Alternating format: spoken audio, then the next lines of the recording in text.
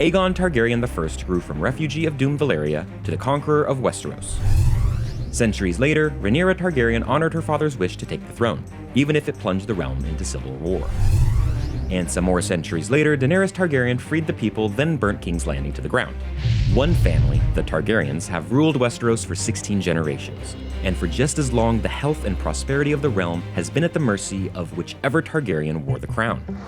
Today we'll go from their most kind and stable leaders to some of the most twisted monsters George R.R. Martin could conjure, as we go down the rabbit hole of all 16 Targaryen kings' deeds and dispositions, from the unquestionably great to the unspeakably horrible.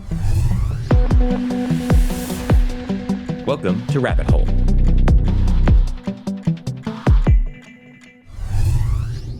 Jaehaerys the Wise ruled for 55 years of peace and prosperity. He pardoned the lords of the many great houses who served his vicious uncle Maegor. He stabilized the crown's relationship with the Faith of the Seven, offering them royal protection in exchange for disarming and affirming Targaryen rule. And to further consolidate power in the Targaryen bloodline, he waged a full-blown legal and propaganda campaign to justify marrying his sister, sending out respected preachers known as the Seven Speakers to walk the land and proclaim how the Targaryen family gets a pass on this, special tradition. Daeron II made the Seven Kingdoms 7 kingdoms. He's responsible for bringing Dorne into the fold, not through military conquest or religious conversion, but by a more subtle art, strategic marriage. He blended the Targaryen and Martell families together, and while that sparked a brief rebellion led by his half-brothers of House Blackfyre, Daeron put their first rebellion down within a year, and the rest of his reign was, as the name implies, good. Viserys II put in a brief but remarkably sane stint as king. He'd served as Hand of the King for the past 3 rulers, so he was well prepared for the throne. He reformed the aptly named Books of Law, established a royal mint, and expanded the trade routes that linked the kingdom with Essos. But like most sensible people in Westeros, he met an untimely and unexpected death, falling to his sudden illness just 1 year into his reign. He was likely poisoned by his son, Aegon IV. If you've read the Dunk and Egg novellas, then you know about Aegon V's adventures, spending his youth undercover as a wandering knight squire. It was an odd choice for a prince, but at the time, Aegon was 4th in line for the throne, hence the unlikely nickname. As king, he ended the tradition of lords having rights to a bride on her wedding night, and was one of the first Targaryens to speak out against intermarrying within his own family.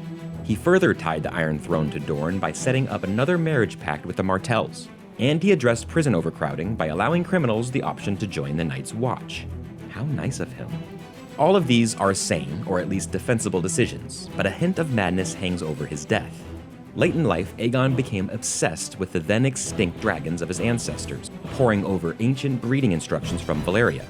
The records are incomplete, but it appears he burned himself and many others to death in a dragon birthing experiment gone wrong, known as the Tragedy of Summerhall. Only slightly stranger than his father was the next king to sit on the throne, Jaehaerys II. He was, of course, madly in love with his sister, and married her against his father's wishes, so that tradition returned right away. He even forced the practice on the next generation. When a witch told him the prince who was promised would come from the union of his son and daughter, Jaehaerys arranged both children's marriage to each other. Apart from that, his brief 3-year reign was sober and successful. He launched a winning military campaign against the 9 Penny Kings of Essos, bringing together the first fighting force made up of all 7 kingdoms. He's also the original source of the quote about Targaryens and coin flipping, which shows remarkable self-awareness for someone in his family. They say every time a Targaryen is born, the gods toss a coin, and the world holds its breath. Before we go any further, discussion of the next 2 rulers contains spoilers for House of the Dragon from Season 2 onward, so skip to this timecode if you'd like to stay spoiler-free. King Aegon II. He ruled during the Targaryen Civil War known as the Dance of Dragons. The best you can say about Aegon is that he never wanted the crown. I have no wish to rule, no taste for duty, I'm not suited. He was incompetent and cruel, drunken and promiscuous. During the war, he suffers 2 separate, debilitating injuries in dragon battles. After one of them, he sinks into a delirium brought on by the overuse of milk of the poppy. Racked by pain, vice, and vengeance, he was a bad man, twisted to become an even worse king through the horrors of civil war. Aegon III was certainly not as cruel as his cousin, but life would deal him an even crueler fate. He was steadfast against his family's use of dragons, perhaps from having witnessed his mother's execution by dragonfire in front of his own eyes. The sole heir of Westeros at age 11, he spent 5 years under a regency marked by ceaseless plots and attempts on his life. Profoundly scarred by the civil war and strife of his youth, he spent the rest of his days isolated and brooding, dying of consumption at the age of 36. Okay, House of the Dragon Season 2 spoilers are now done. Maekar I was a king in the mold of Stannis Baratheon. A steadfast warrior, prickly, hard, and full of scorn, he earned his nickname the Anvil in battle, and that covered his personality too. Fourth in line for the crown, 2 older brothers died and one became a maester, leading Maekar to take the reins of the 12 unremarkable years. His stoic temperament never wavered, save from annual depressions on his late brother's birthday, who he unwittingly killed during a trial by combat. For a man who took everything with grave seriousness, his death was somewhat funny. Maekar was allegedly crushed by a giant rock, Wile E. Coyote style. This untimely death revealed Maekar's one decision that borders on insanity for any king. He left the line of succession unclear. Daeron I is most remembered for a decision that was thought to be mad at the time, conquering Dorne. Dorne remained the only kingdom of the original 7 not conquered by the Targaryens. After taking the throne at 14, Daeron sought to assert complete Targaryen dominance over the holdout Southern Kingdom. He succeeded in taking the capital and made the royal Martell family swear fealty to his own, but the victory was short-lived. An estimated 40,000 soldiers died trying to secure their conquered Dornish territory, 5 times as many men as Daeron lost during the initial campaign. Even Daeron's stubborn pride had its limits, and he agreed to conduct peace talks with the resistance. These talks, however, were an ambush. He died, and within the summer, Dorne was free again. Viserys I was an easy king to love, with an easy task in front of him. He was handed a secure kingdom from his father Jaehaerys the Wise, and for 26 years he ruled without major threat or incident. Viserys held lavish tournaments and festivals, delegating most decisions to his hand Otto Hightower, shying from confrontation or tough decisions. The one obvious glaring consequence of his personality is the Dance of the Dragons. Because of Viserys' reluctance to firmly choose an heir, he sowed the seeds of a civil war that would erupt after his death. In some ways, his consideration of his daughter Rhaenyra as queen was, if not madness, then at least willful ignorance. His own rule is the result of the Great Council's decision to pass over the former king's daughter to select him instead, the king's grandson, as he was the next closest male in line. Aenys was the second king on the Iron Throne. His short 5-year reign is something of an echo of his descendant Viserys I. He is remembered as a kind man who deeply loved his wife and sister, but he was indecisive and eager to please, especially in contrast to his father Aegon the Conqueror. He declined to move forcefully against the faith militant, allowing their uprising, and died of a sudden illness, or perhaps poisoning, at the hands of a more cruel aspirant to the throne's mother. Entire books could and have been written about Aegon the Conqueror. He used a combination of strategic brilliance, tactical mercy, and of course the overwhelming power of dragons to conquer 6 of the 7 kingdoms of Westeros. What's unsettling about Aegon is what drove him across the narrow sea. He wasn't just a military leader, he was a prophet, propelled by visions of an existential threat that only his bloodline could contain.